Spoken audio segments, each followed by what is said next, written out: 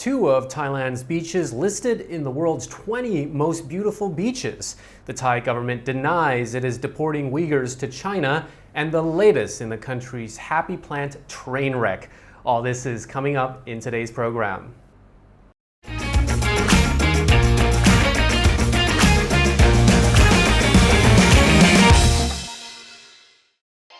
Today's show is brought to you by Thaiger Property for all your real estate needs in Thailand. Link in the description below. You're watching Thailand News Today, bringing you the latest top stories in Thailand and beyond. My name is Jet Gunther, and let's start the show with sunshine and smiles before I rain on the parade. In a new list published in the UK's Daily Star newspaper, Thailand has two of the world's 20 most beautiful beaches. Thailand's Sunrise Beach was ranked in 6th place, and Maya Beach came in at 12th place on the list. Sunrise Beach is reportedly the most popular beach on Koh Lipe Island, with long-tail boats gliding across its waters where smaller islands can be seen across the beach. Maya Bay, the other Thai beach on the list, was made famous when it became the setting for the movie The Beach, starring Leonardo DiCaprio. It has a number of plant and animal species, most famously black-tipped sharks. Maya Beach, located in Krabi, will temporarily close for environmental restoration between August the 1st and September the 30th. This way, such species can stay abundant. California's Venice Beach led the pack in first place, followed by Main Beach in Byron Bay, Australia. Other countries with top-rated beaches include Venezuela, Vietnam, New Zealand, and Sri Lanka, among others. The list was created through an analysis of Instagram post data and the number of Google articles containing the word beautiful. The number of searches for what are the most beautiful beaches has increased this year by 220%. Fears that Thailand is in the process of deporting asylum-seeking Uyghurs back to China have been denied by the government. News broke yesterday that dozens of Uyghurs from all around Thailand had been rounded up and impounded in a detention facility in Bangkok. It sparked a sharp response from Thailand's Islamic Council and 7 local NGOs, who released a joint statement questioning the Uyghur detainees transferred to Bangkok. This action raised concerns among the civil society network monitoring the Uyghur situation that the Thai government will force the Uyghurs to return to their country of origin at the request of the Chinese government. That was what the statement wrote.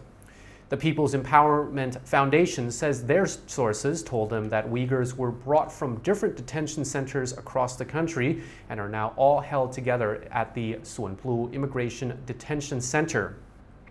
56 Uyghurs have been left in limbo in Thailand after entering the country illegally while fleeing from Xinjiang Uyghur Autonomous Region in northwest China in 2014. The NGOs believe the Uyghurs are being held in detention centers because Thailand is under pressure to send them back to China. But Thailand denies this, with the Prime Minister's office saying they were moved to a detention center in Bangkok for safety reasons. The office refused to answer whether the Thai government would send the Uyghurs back to China. The NGOs and Muslim Council also told the government to be mindful of an incident in 2015 when it deported 109 Uyghurs to China. The fates of those are still unknown. The Uyghur people are a Muslim minority who have endured repression by the Chinese government for a number of years after several terrorist attacks on the mainland were carried out by extremists, the latest of which was believed to be in 2017. Thailand's Public Health Ministry, who so eagerly rushed to decriminalize the happy plant, but is now managing the legislative train wreck that ensued, has requested a widespread crackdown of the plant, but then later retracted this request. First, it's very illegal with harsh punishments, then suddenly it's legal with no restrictions whatsoever. Then it's been banned for government, military, children, and pregnant women. Then they said it was never intended for recreational use this entire time, and then cigarettes containing it will be banned.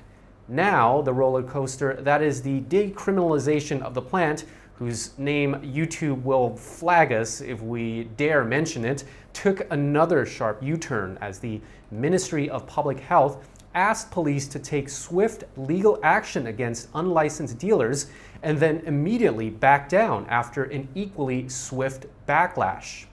Deputy Permanent Secretary for Public Health, Dr. Narong Sai Wong, said that the ministry will revise its proposal after realizing, after the fact, that the letter they wrote to the police will harm so many households and vendors. The regretful letter demanded a crackdown against sellers, processors, exporters, and researchers of the plant, while the lack of regulation has created an unclarity that would negatively affect so many people. They have now withdrawn the letter, saying that targeting needs to be more specific. Instead, they now say that legislation allows for people to use leaves, stems, branches, and roots, and any action should target only people who make use of the flowers. Let's see how many hours it takes to retract this new statement. That's because even the flowers exist in somewhat of a gray area, as the Department of Thai Traditional and Alternative Medicine has now suggested that instead of the Ministry of Public Health banning them completely, they should somehow set a legal limit for how many flowers a household can have, so as to allow people to use them for personal health remedies. But for now, though, the ministry has rescinded its calls for arrest and prosecution and will revisit the plans and make regulations and make more conclusive decisions next week. At the Thaiger, we've presented stories arguing both sides of the issue. This time, we're reporting on two new studies that suggest that COVID-19 seems to have originated from a wet market in Wuhan and not from a lab leak. The studies were published Tuesday in the academic journal Science. One study looked at December 2019 and the geographic spread of the first COVID cases, finding that they centered very closely around the Huanan market. The second study approached the pandemic from a biological side, finding that tracing the evolution of the virus from genomic data in the earliest cases suggests that widespread human infections before November of 2019 are very unlikely. The two studies had been shared in their early stages but have now gone through scientific peer review to be published in a reputable academic journal. Co-author Christian Anderson of the Scripps Research Institute said that while no research can definitively disprove the lab leak theories, it shows that a natural animal to human spread of coronavirus is far more plausible. He said, quote, "I think what's really important here is that there are possible scenarios and there are plausible scenarios. And it's really important to understand that possible does not mean equally likely." Notably, a co-author of both of these papers, the University of Arizona's Michael Warabi, had embarked on his study by encouraging the scientific community to consider more seriously the possibility of a lab leak being the coronavirus source. But upon completion of the studies, data pointed to the viral outbreak starting from the Wuhan market and the trading of wildlife without any sinister or malicious origin. While the animal market in Wuhan has long been studied, some felt that it merely amplified the already existing lab-sourced outbreak, but pinpointing studies at a neighborhood level suggests that it most likely jumped from animals to humans. Hog badgers, raccoon dogs, and red foxes that are known to be able to carry COVID were all available for sale in the market, where 155 of the first 174 infections were located. The first study found that the early cases centered around the market, and then people were exposed by living near the market. Researchers were able to de-randomize the early spread from there by deep diving into the Chinese Weibo social media app and people's check-ins online. The second study found an interesting scenario where two early strains of COVID began spreading around the market at the same time.